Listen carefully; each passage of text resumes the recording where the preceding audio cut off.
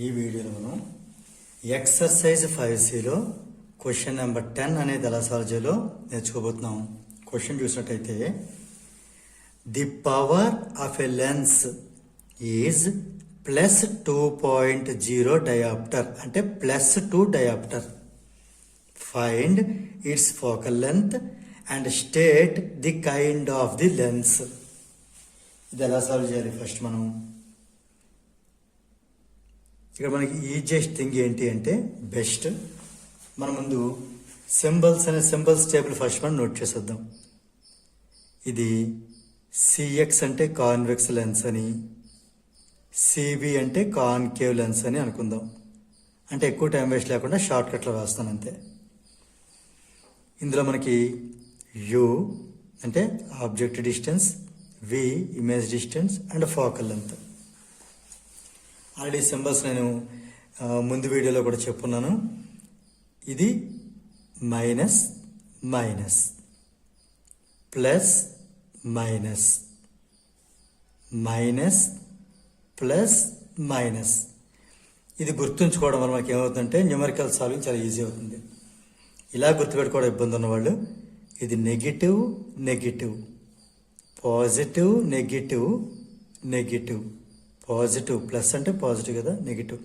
At least ఎన్ ఎన్ PN ఎన్ PN ఇలా అనేసి గుర్తుపెట్టుకోండి. సో ఇప్పుడు మనకి పవర్ అనేది 2 డయాప్టర్ ఇవ్వడం జరిగింది. పవర్ని పీతో డినోట్ చేస్తాం. ఇది +2 ఇంకా 2.02 అని రాద్దాం. 2 డయాప్టర్. అసలు పవర్ అంటే ఏంటి అంటే reciprocal of focal length in metres. Focal length మనం మీటర్స్లో తీసుకుని రెసిప్రోకల్ చేస్తే మన పవర్ వస్తుంది అనమాట. ఇది మనకి యాక్చువల్గా పవర్ అంటే.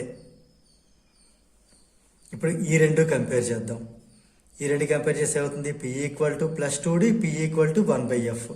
అంటే ఈ 1/f అనేది 2, f అనేది మీటర్లో ఉంటుందని చెప్పాను కదా, మీటర్స్.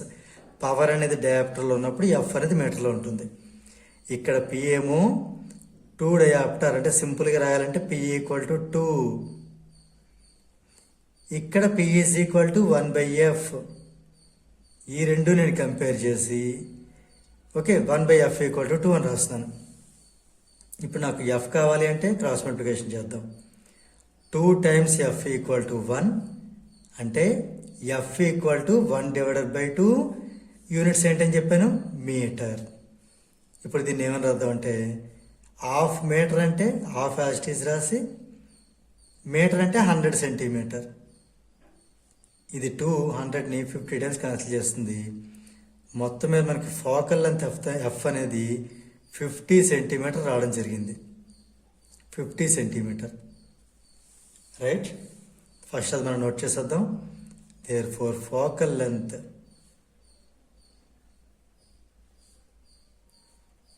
ఈజ్ 50 సెంటీమీటర్, లేదా హాఫ్ మీటర్ అని వదిలేసినా పర్వాలేదు, లేదా 0.5 మీటర్ రాసినా కరెక్టే.